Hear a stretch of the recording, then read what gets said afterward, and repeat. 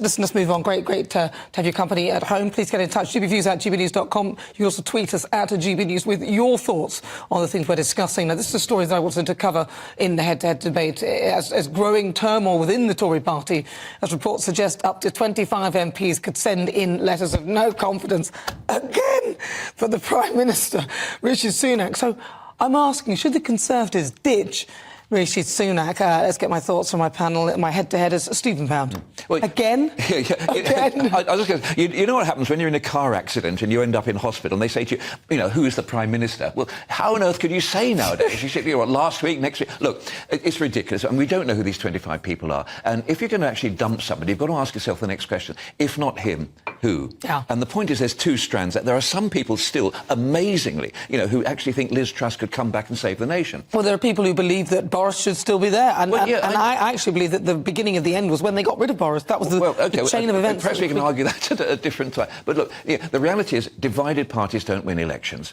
And at the moment, the image that the Tories are giving is one of absolute, utter division and sort of mutual loathing. And the minute they start playing these games about putting in the 25 letters to the 1922 committee, all it does in the Labour Party, believe you me, we're sitting back rubbing our hands and say, we don't have to do anything. Just destroy yourselves. You haven't had to do anything at all, to be fair.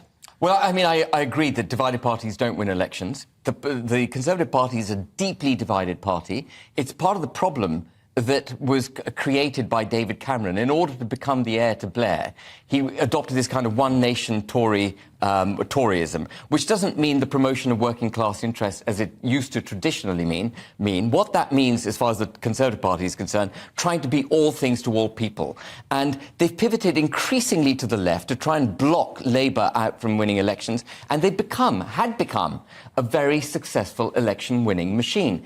But that road has ended because they've been utterly hopeless at governance. We've got a broken economy, broken public services, multiculturalism which isn't working. He can't stop the boats. They cannot govern. So Rishi Sunak has three choices, as far as I can see it. He either resigns and makes way for a genuinely centre-right Conservative leader who will champion the most commonsensical policies that will propel the United Kingdom forward. Liz Truss, maybe? Well, Suella Braverman comes to mind, who will stop the boats, understand that it's the physical response to stop the boats, cut legal migration dramatically, cut taxes on the working and middle classes and businesses so we can actually flourish. And before someone looks at the screen and says, well, we haven't got the headroom to cut taxes, the OBR, the Office for Budget Responsibility, has repeatedly overestimated the government borrowing requirement. We would have been able to cut taxes under Liz Truss's scheme easily. Liz Truss's tax cuts were easily affordable by the government.